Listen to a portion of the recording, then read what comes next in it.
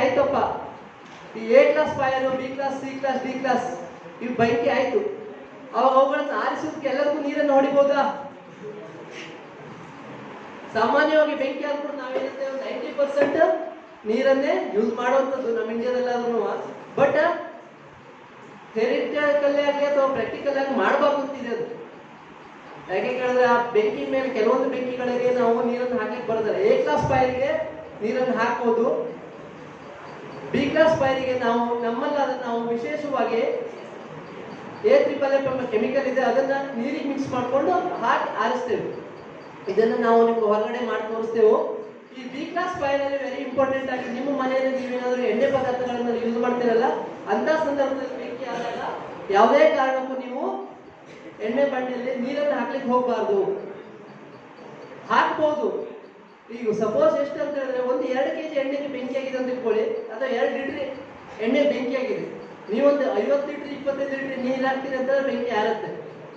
Suppose 2 litre ಎಣ್ಣೆ ಬೆಂಕಿ ಇದೆ ಅಂತ ಇಟ್ಕೊಳ್ಳಿ, ನೀವೊಂದು ಅರ್ಧ ಲೀಟರ್ 1/4 ಲೀಟರ್ ನೀರು ಹಾಕಿ ಬೆಂಕಿ ಹಚ್ಚಕ್ ಹೋಗಿದ್ರೆ ಅದು ಮತ್ತಷ್ಟು ಬೆಂಕಿ ಜಾಸ್ತಿ ಆಗುತ್ತೆ.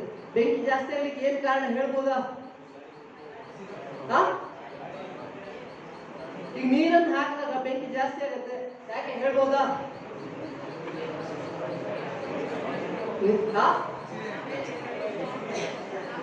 ನೀರು H2O ಉಂಟಲ್ಲ, ಅದರಲ್ಲಿ H2O ಇರೋದು ಸಂಯುಕ್ತ ಹೋಗುತ್ತಾನೆ ನೀರು. ಅದು ಒಡೆದಾಗ ಆಕ್ಸಿಜನ್ ಬೆಂಕಿ ಉರ್ಲಿಕ್ಕೆ ಮತ್ತಷ್ಟು ಸಹಾಯ ಮಾಡುತ್ತೆ. ಹಾಗಾಗಿ ನೀರನ್ನು ಹಾಕ್ಬಾರ್ದು. ನೀವು ಚಟ್ ಚಟ್ ಅಂತ ಸೌಂಡ್ ಬರ್ಬೋದು ಅನ್ನೋದು ಲಕ್ಷ್ಯ ಕೊಟ್ಟು ನೋಡಿದಾಗ ಗೊತ್ತಾಗತ್ತೆ. ಇನ್ನು ಸ್ವಲ್ಪ ನೀರು ಖಾಲಿ, ಎಣ್ಣೆ ಖಾಲಿ ನಾವು ಹಾಕ್ತೇವೆ, ನೀರು ಹಾಕ್ತೇವೆ, ಹೌದಾ, ಚಟ್ ಅಂತ ಹೊಡೆಯುತ್ತೆ, ಅದೇನು ಆಕ್ಸಿಜನ್.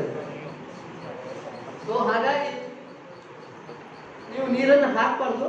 ಅದ್ರ ಬದಲಾಗಿ ಒಣ ಮರಳು ಅಥವಾ ಗೋಣಿ ಅಥವಾ ಬೆಡ್ಶೀಟ್ ಎಲ್ಲ ಇರುತ್ತಲ್ಲ, ಅದನ್ನು ಒದ್ದೆ ಮಾಡ್ಕೊಂಡು ನೀವು ಅದ್ರ ಮೇಲೆ ಹಾಕಿದ್ರು ಸಾಕು, ಬೆಂಕಿಯನ್ನ ಈಸಿಯಾಗಿ ಆರಿಸ್ಬೋದು. ಮತ್ತೆ ನೀವು ಸ್ವಲ್ಪ ಸ್ವಲ್ಪ ನೀರು ಸುಟ್ಟಾಗ ಏನಾಗುತ್ತೆ ಕೇಳಿದ್ರೆ, ಎಣ್ಣೆ ನೀರಿಗಿಂತ ಬಾರನ್ನ ಹೋಗಿರೋನು ಹೌದಾ? Very good. ಅವ್ರಿಗೆ ಒಂದು ಚಪ್ಪಾಳೆ ಹೊಡಿದೆ ಎಲ್ಲರೂ ಸೇರಿ. ನೀವು ನೀರು ಹಾಕಿದಾಗ ಏನಾಗುತ್ತೆ, ನೀರು ಕೆಳಗೋಗುತ್ತೆ, ಎಣ್ಣೆ ಮೇಲೆ ಬರುತ್ತೆ, ಅದು ಜಾಸ್ತಿ ಹರಡ್ಲಿಕ್ಕೆ ಚಾನ್ಸಸ್ ಜಾಸ್ತಿ ಇರುತ್ತೆ. ತುಂಬಾ ಹಾಕ್ತಾರೆ, ಸ್ವಲ್ಪ ಪ್ರಮಾಣದಲ್ಲಿ ಇದ್ದಾಗ ಗೊತ್ತಾಗಲ್ಲ, ಬಟ್ ಜಾಸ್ತಿ ಪ್ರಮಾಣದಲ್ಲಿ ಅದನ್ನ ನಾವು ಕಾಣ್ಬೋದು.